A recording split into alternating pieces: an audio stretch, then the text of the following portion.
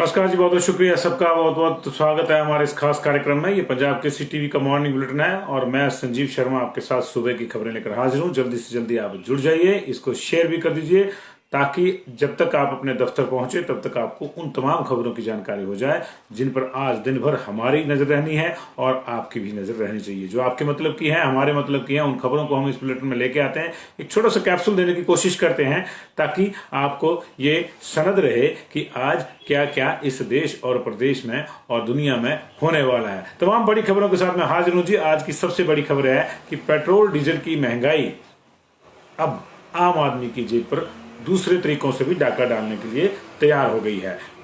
अभी तक तो वही लोग परेशान थे जिनके पास गाड़ियां थी।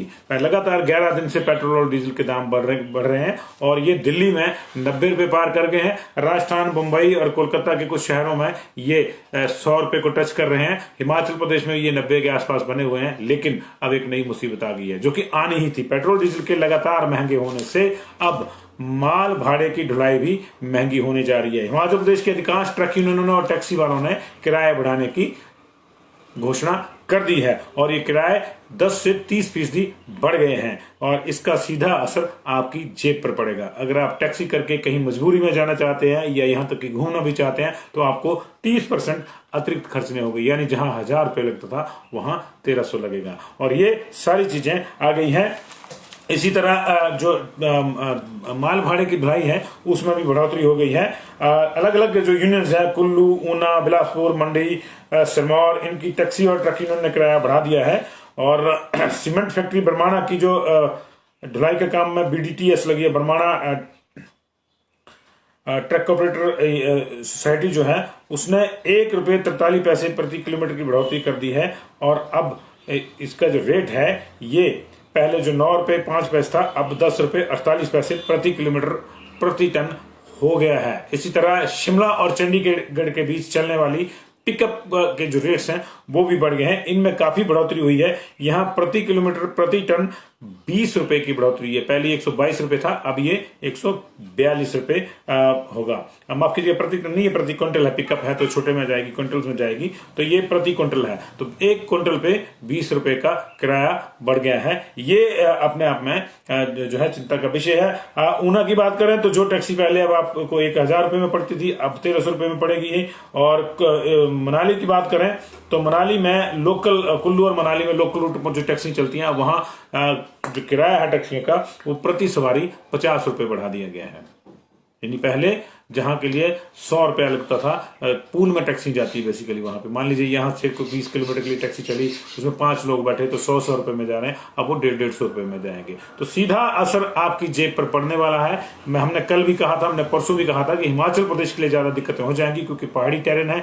यहाँ पे एवरेज गाड़ियों की वैसे ही कम रहती है और उस स्थिति में अगर प्लेन में 10% बढ़ता है तो यहाँ पे 20 और 30% का चपत सीधी लगती है उपभोक्ता को, क्योंकि यहाँ सीधा किराया बढ़ता है। अभी एशिया की सबसे बड़ी ट्रक यूनियन जो बद्दी बरोटीवाला में है उसने अभी अपने दाम बढ़ाने की, अपना किराया बढ़ाने की घोषणा नहीं की है, लेकिन वो मंथन कर रहा है। मंथन करने का मतलब है कि घोषणा आज नहीं तो कल हो जाएगी और वहां भी ये बढ़ रही है। आपको एक मोटा सा आइडिया दे दूं, सिरमौर ट्रक भाड़ा यूनियन जो पहले बेंगलुरु के लिए 90,800 रुपए में गाड़ी जाती थी वो 95,600 रुपए में जाएगी। कलकत्ता के लिए जो 64,150 में जा रही थी वो 67,550 में जाएगी। मुंबई के लिए 58,650 रुपए में जो गाड़ी कटती थी अब वो 62,050 रुपए में कटेगी। अहमदाबाद के लिए 44,950 की बजाय अब 47,500 रुपए देने पड़ेंगे। दिल्ली के लिए 16,150 की बजाय 16,600 रुपए देने पड़ेंगे। और इसी तरह मंडी ट्रक यूनियन के जो रेट हैं, मंडी शिमला के जो 13,000 थे अब 15,000 कर दिए गए हैं। मंडी मनाली के 13,000 से 15,000 कर दिए गए। मंडी पठानकोट के 17,000 के बजाय 19,000 हो गए हैं। मंडी चंडीगढ़ के 15,000 के बजाय 17,000 हो गए और मंडी से दिल्ली 28,000 के बजाय 30,000 हो गए। 2,000 सीधा यहाँ पे बढ़ गया है। और टैक्सियों की भी स्थिति है। हमीरपुर टैक्सी ने 30% किराया बढ़ा दिया, ऊना में 30% बढ़ गया है। शिमला में अभी जो है कोई घोषणा नहीं हुई है, लेकिन माना जा रहा है कि वहां ये 40% भी हो सकता है क्योंकि शिमला में गाड़ियों की एवरेज जो है वो सिटी में कम है। तो ये सब जगह अपने अपने हिसाब से होगा। और दूसरी समस्या ये है कि जब अपने अपने हिसाब से यूनियन करेंगी तो फिर लोगों को ज्यादा लूटना पड़ेगा, क्योंकि सरकारी तंत्र कोई चीजें सेट नहीं करेगा तो फिर अपनी मर्जी से जिसको जैसे लगेगी, और वो जो कहते हैं ना कि मुंह देख के कीमत वसूली जाएगी, वैसा सिस्टम हो जाएगा और ये निश्चित तौर से आने वाले टूरिज्म सीजन में इसका असर पड़ेगा। टूरिस्टों के साथ ऐसी शिकायतें आएंगी कि उनसे ज्यादा पैसा लिया जा रहा है और आम आदमी को तो खैर अगर कहीं मजबूरी में जाना ही होगा टैक्सी में तो उसको भी दिक्कत होगी। बसों के किराए कोरोना काल में ही बढ़ गए थे, तब से टैक्सी वाले और ट्रक वाले चुप बैठे हैं, उन्होंने किराया नहीं बढ़ाया। अब उनको मौका मिल गया है तो वो भी बढ़ाएंगे और निश्चित तौर से उनको भी उनकी लागत मूल्य वसूलनी है। ऐसा तो संभव है नहीं कि वो 90 रुपये और 85 रुपये में पेट्रोल या डीजल डलवा के आपको जो है रेट आपसे 70 और 80 वाले वसूलें। इसलिए सरकार को अब कुछ ना कुछ सोचना होगा। सरकार सोचेगी या नहीं सोचेगी इसके बारे में कुछ नहीं कह सकते, क्योंकि 23 तारीख को मीटिंग है। पहले 22 को नहीं थी कैबिनेट की, अब 23 तारीख को है, लेकिन उसके एजेंडे में शायद अभी तक ये चीज नहीं है। सरकार का फोकस फिलहाल बजट सेशन को लेकर है। बजट सेशन की कुछ चीजें फाइनलाइज होंगी 23 तारीख की कैबिनेट में। राज्यपाल का अभिभाषण फाइनलाइज होगा, बजट भी शायद एक तरह से मंजूर उसको कर लिया जाएगा कैबिनेट में, और कुछ जो विधेयक उसमें बजट सेशन में रखने हैं उनको मंजूरी दी जाएगी। लेकिन हमारा ये मानना है कि कैबिनेट को ये उससे पहले सरकार को, मुख्यमंत्री को ही जो है आज कल में ही, हालांकि 23 तारीख बहुत दूर नहीं है, लेकिन आज कल में ही पेट्रोल डीजल पे वैट कम कर देना चाहिए ताकि लोगों को थोड़ी राहत मिले और ये जो किराए बढ़ रहे हैं ये रुक जाएं, क्योंकि अगर ये बढ़ गए तो उसके बाद आप राहत भी दो, ये वापस नहीं होंगे। असली समस्या ये है, आपने बसों के किराए बढ़ाए, आपने कहा कि जब चीजें ठीक होगी तो कम करेंगे, आज तक एक बार भी चीजें ठीक नहीं हुई। हालांकि कई बार पेट्रोल डीजल के दाम कम भी हुआ, ज्यादा भी हुए, लेकिन वो ऐसा होता नहीं है। जीएस बाली साहब भी यही कहते थे कि जब पेट्रोल डीजल के दाम कम होंगे तो हम उनको किराए को कम कर देंगे, लेकिन किराया एक बार बढ़ गया तो फिर कम नहीं होता। ये आप भी जानते हैं, मैं भी जानता हूं, और जो ये कहते हैं कि कम कर देंगे वो भी जानते हैं। तो ये इस वक्त की बड़ी खबर है कि महंगाई अब होने वाली है, और महंगाई से ही जुड़ी और चीजें भी हैं, उनकी भी चर्चा करेंगे। लेकिन फिलहाल आज एक और बड़ी खबर है कि आज राष्ट्रीय नीति आयोग की बैठक है, प्रधानमंत्री की अध्यक्षता में ये बैठक होगी और मुख्यमंत्री कई जुड़ेंगे इसमें वर्चुअली। हमारे मुख्यमंत्री भी इसमें वर्चुअली जुड़ेंगे। मुख्यमंत्री जयराम ठाकुर इसमें जो है दो चीजों पे खास तौर से अपनी स्टेट की पैरवी करेंगे। एक तो जीएसटी का मुआवजा जो जून में बंद हो जाना है, उससे हमको काफी नुकसान होगा। हमारी आर्थिक हालत पहले ही पतली है और जयराम ठाकुर जी की सरकार जिस तरह से कर्जा ले रही है, जिस तरह से पूर्व सरकार ने कर्जा लिया, वो मोटी होने का जो है कोई स्कोप नहीं है, वो और पतली होती जाएगी आर्थिक हालत। तो उस मुआवजे को जो है बढ़ाने के या उस मुआवजे को जारी रखने के लिए अपनी दलीलें मुख्यमंत्री जयराम ठाकुर देंगे। इसके अलावा जो रेवेन्यू डेफिसिट ग्रांट, जो राजस्व अनुदान घाटा कम कर दिया है, उसकी मनी कम कर दी गई है 3400 करोड़ रुपए कम से कम, उसको लेकर भी अपना वो पक्ष रखेंगे कि क्यों हिमाचल को ये जारी रहना चाहिए, ये क्यों हिमाचल के लिए इसमें बढ़ोतरी होनी चाहिए, क्या हमारी दिक्कतें हैं। उन तमाम दिक्कतों का जो है आज एक प्रेजेंटेशन शायद वो देंगे।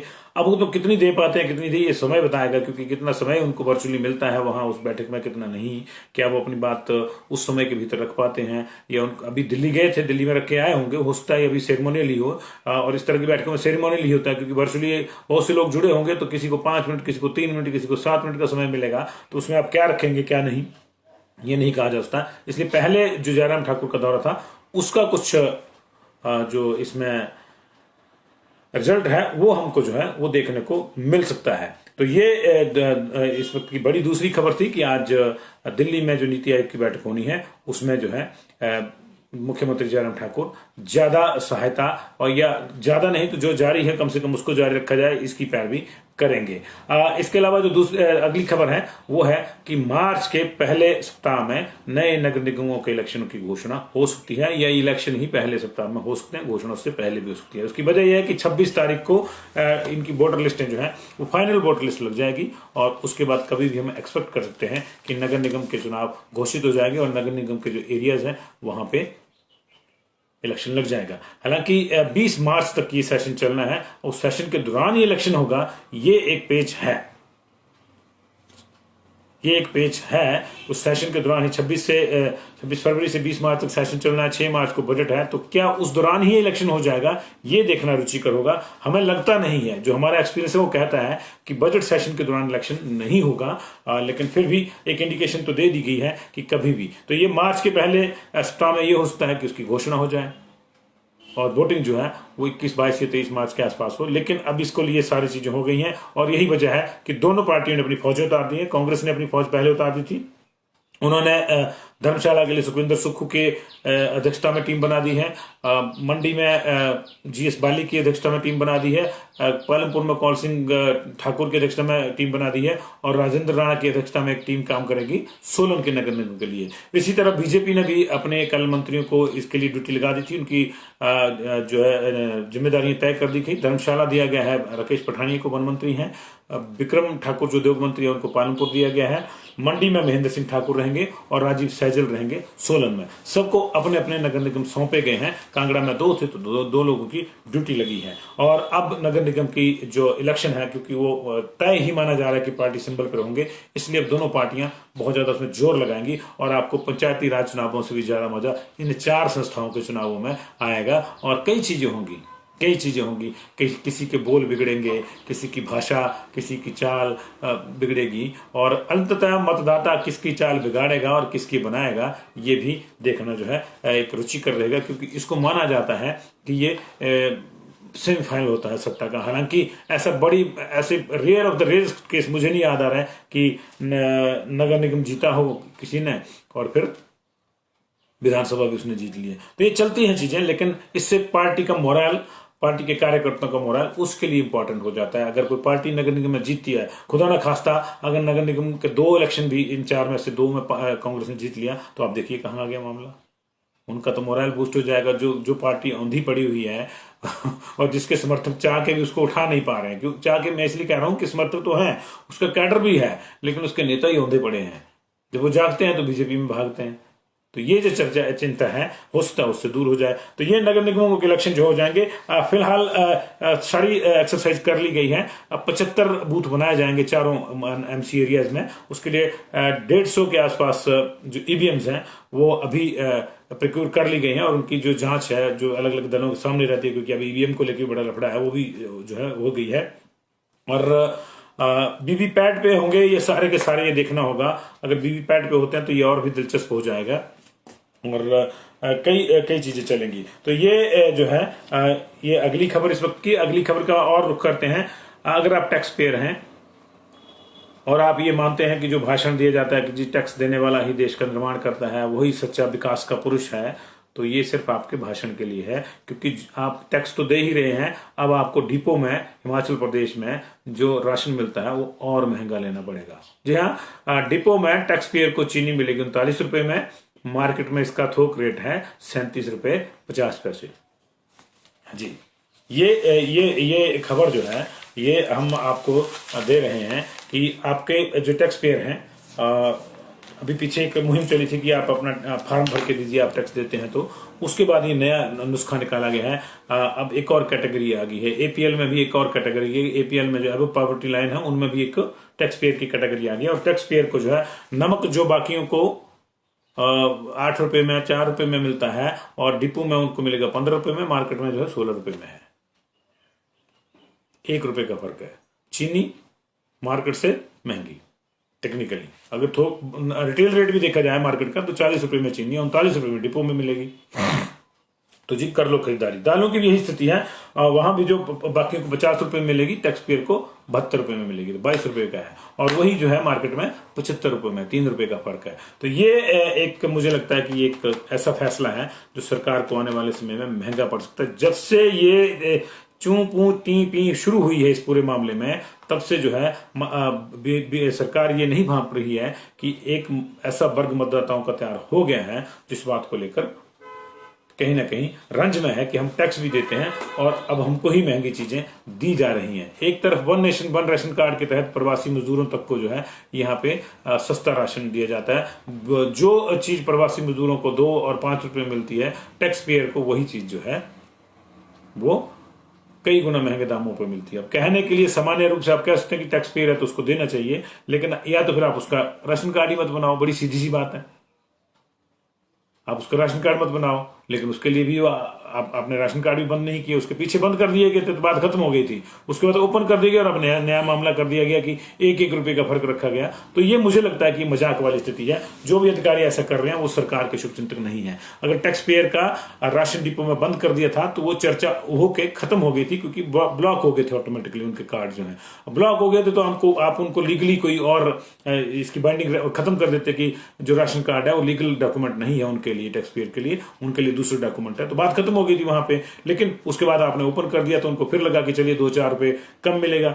देखिए कोई भी आगे ये डिपो से राशन छोटे मोटे टैक्स पेयर ही लेते हैं। ऐसे टैक्स पेयर होंगे जो नौकरी करता है सरकारी और उसका तय है कि इतना टैक्स कटना है, वो लेता है। जो बड़े टैक्स पेयर हैं जो वो तो बेचते हैं, वो तो राशन बेचने वाले टैक्स पेयर हैं, उनको तो फर्क ही नहीं पड़ता है। तो ये चीजें जो हैं ये चिंता का विषय हो सकती हैं। और ये लगातार इन चीजों पे अगर काम नहीं होगा तो जो ग्राम सभा से विधानसभा का संकल्प है उसमें कहीं ना कहीं ये रोड़े अटकाएगी इस तरह की चीजें। अगली बार खबर की चर्चा कर लेते हैं जी। हिमाचल प्रदेश में मौसम अब कल से जो है थोड़ा सा अपना मिजाज बदलने वाला है। मौसम के मिजाज ये कहते हैं कि अगले 5 दिन तक 21 से 25 तारीख तक का जो अलर्ट है वो दिया गया है। और इसमें यह कहा गया कि बारिश भी हो सकती है, ओलावृष्टि भी हो सकती है। कुछ जिले जो हैं उनमें ये अलर्ट दिया गया है मौसम का, जिसमें मौसम की अगर बात करें हम लोग तो हमारी जो अखबार है पंजाब केसरी वो बता रही है कि मौसम विज्ञान केंद्र शिमला ने 21 से 23 फरवरी तक शिमला, सोलन और सिरमौर, मंडी, कुल्लू और चंबा में बर्फबारी का अलर्ट दिया है 21 से 23 तक इन जिलों में, सिरमौर, मंडी, कुल्लू और चंबा, सोलन, शिमला 6 जिलों में। इसके अलावा 23 फरवरी को मैदानी जिलों ऊना, हमीरपुर, बिलासपुर और कांगड़ा के कुछ क्षेत्रों में बारिश हो सकती है, ओलावृष्टि हो सकती है, उसका अलर्ट जारी किया गया। जबकि उच्च पर्वतीय क्षेत्रों भरमौर, लाहौल, पांगी, किन्नौर में 21 से 25 तक लगातार बीच में रुक रुक के बर्फबारी और बारिश के दौर आ सकते हैं। बारिश तो खैर किन्नौर और लाहौल स्पीति में बहुत कम होती है, बर्फबारी का ही अलर्ट है वहां पे। तो ये देखना होगा कि अब कितनी बर्फबारी होती है। लेकिन जो मैदानी इलाके हैं उनमें बारिश की बहुत ज्यादा दरकार है। किसानों के लिए अगर बारिश नहीं हुई तो उनकी गेहूं की जो फसल है, जो रबी की फसल है, वो चौपट हो जाएगी, क्योंकि सिंचाई के साधन यहाँ ज्यादा है नहीं और इस मामले में ऊपर वाले पे ही निर्भर रहना पड़ता है। तो अगर अच्छी बारिश नहीं होती है तो गेहूं की फसल को नुकसान हो सकता है। और एकदम से जो गर्मी बढ़ रही है अगर उससे भी थोड़ा उसको भी नाथना है, अब वो भी अपनी स्पीड पे ही बढ़े, तो ये बारिश जरूरी है जी। अब एक और चर्चा कर लेते हैं। देर रात एक नाके में कुल्लू पुलिस को एक बड़ी सफलता मिली है नशे के खिलाफ, और उन्होंने 10 किलो 130 ग्राम चरस के साथ 2 तस्करों को गिरफ्तार किया है। इनको अब जो है आज न्यायालय में पेश करने की प्रक्रिया अपनाई जाएगी। पुलिस के अनुसार थाना सदर की टीम चील मोड़ के पास गश्त पे थी और उस दौरान जरी की तरफ से पैदल जा रहे एक नेपाली व्यक्ति व महिला को पूछताछ के लिए रोका गया। तलाशी के दौरान दोनों के कब्जे से चरस की खेप निकली है और उसके बाद जो है उनके खिलाफ केस दर्ज करके उनको गिरफ्तार कर लिया गया। कुल जो माप है वो 10 किलो 130 ग्राम है चरस का, और एसपी कुल्लू गौरव सिंह ने इसकी पुष्टि करी है। कुल्लू पुलिस जो है लगातार इस तरह के अभियान को चलाए हुए है और उसमें उसको सफलता मिल रही है और ये बहुत अच्छी बात है। लेकिन एक और बड़ी मजेदार बात है जो अब चर्चा का विषय बनने वाली इस प्रदेश में। हमारी नाटी हमारी शान है, हमारी टोपियां, पहाड़ी टोपियां हमारी शान है, हमारी नाटी हमारी शान है। जहां भी हम जाते हैं अगर हम नाटी करते हैं तो लोग देखने के लिए रुकते हैं उसको कि हिमाचल के लोग नाटी कर रहे हैं। लेकिन अब ये नाटी जो है इसकी फोटो शराब की बोतलों पर चस्पा हो गई है। जी शराब का एक ब्रांड आया है, ये सिरमौर एरिया में शायद बनती है। इसका नंबर रखा है नाटी नंबर 1 संतरा। पहले संतरा नंबर 1 शायद इस तरह का कुछ होता था, नाटी नंबर 1 संतरा, इस तरह की शायद कोई ये ब्रांड होगा शराब का। उसमें जो है ये देसी शराब का ब्रांड लॉन्च हुआ है। हमारे संवाददाता ने खबर दी है, सोलन से नरेश पाल ने। और जिला सिरमौर में ये बन रहा है कहीं पे, वहां इसकी डिस्टिलरी या जो शराब खाना है वहां पे जो होगी वहां पे ये बन रहा है। और इसमें जो है वो फोटो लगाई गई नाटी की, जिसे टूरिज्म डिपार्टमेंट या दूसरे सरकारी डिपार्टमेंट यूज करते हैं हिमाचल की छवि बनाने के लिए। तो अब ये बोतलों, शराब की बोतलों पे जो है इस तरह की फोटो लगा के भी हिमाचल की कैसी छवि बनेगी या कैसी बनेगी, इसको लेकर अब निश्चित तौर से जो है अब चर्चा होगी। तो चर्चाएं पूरे दिन भर भी होंगी जी, और खबरों के साथ भी आएंगे। शाम को 7:15 बजे भी आएंगे, शाम को रात को 9:30 बजे भी आएंगे। दिन भर जुड़े रहिए पंजाब केसरी टीवी के साथ। अभी इतना ही, इजाजत दीजिए। Good day.